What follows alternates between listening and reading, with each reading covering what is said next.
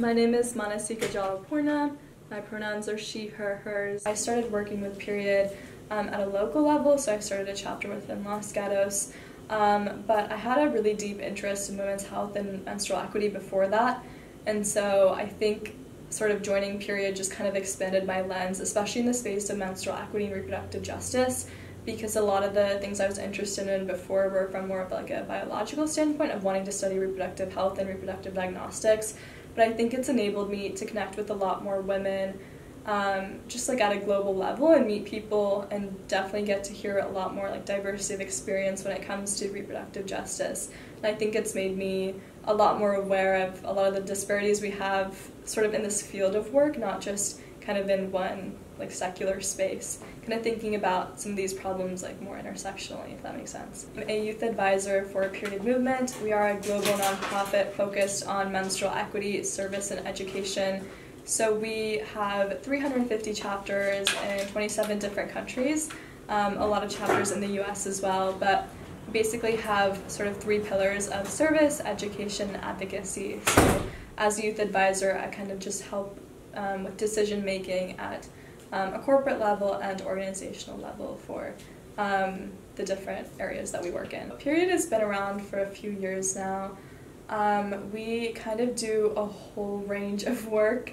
One of our main initiatives is mostly just focusing on product donations within our local chapters, so in that sense we kind of are able to work at the grassroots level. We sort of help with product donations and helping chapters kind of come up with ideas for fundraising and donating products to other local shelters in their areas. But we also do a lot of sort of national and international events. We have different kind of fundraising cycles that we go through, like Menstrual Hygiene Day, State of the Period, or kind of different like larger scale fundraisers that we do. But we also work directly with other companies to kind of sponsor studies or other projects.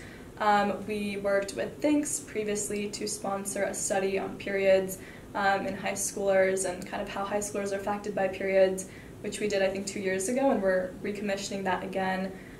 We also currently are doing a partnership with CVS actually, and working with CVS at the corporate level to kind of undergo a lot of changes that CVS is kind of undergoing or wanting to do within the next few years. So some of those include removing all gender-based products. So for example, if you're trying to buy like a razor, there's kind of one that's like pink and for girls, and then there's one that's maybe blue or black or something that's for men. And usually the one that's marketed for girls and women is usually more expensive, and so trying to remove disparities in pricing among products. So if there's like a price disparity, CVS will reduce that.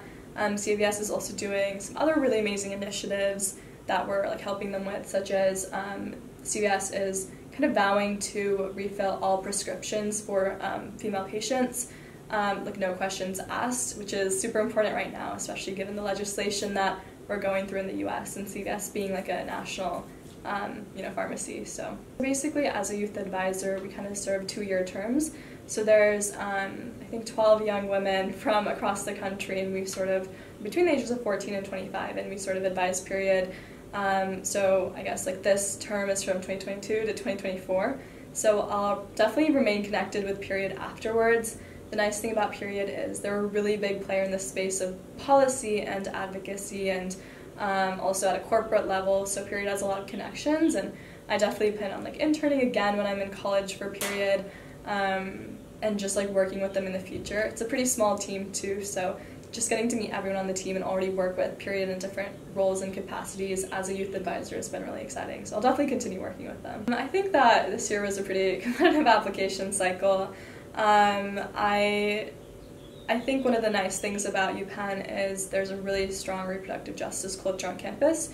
So there's actually another youth advisor who works for Period who goes there. Someone from the last few years who worked with them goes there. There's a ton of people working on reproductive justice at Penn. And Penn just has really great departments in engineering and business and social sciences, and so I think having the opportunity to pursue the intersection of all of these things is something I have more flexibility to do at Penn. So I think that was one of my biggest intentions, but choosing a school was trying to make sure I had flexibility to pursue all of my interests, and just find a community that also cares about the issues I care about. So Penn Reproductive Justice is run by my good friend who also was, affiliated with Period in the last few years, and so I'm really excited to join. She's super awesome, and they do a lot of really great work at Penn. There's just so much happening that they run and direct and lead. There's a lot of health tech related groups, like healthcare innovation groups that I'll probably join as well. But yeah, I think also wanting to potentially do lab research is something I'm interested in.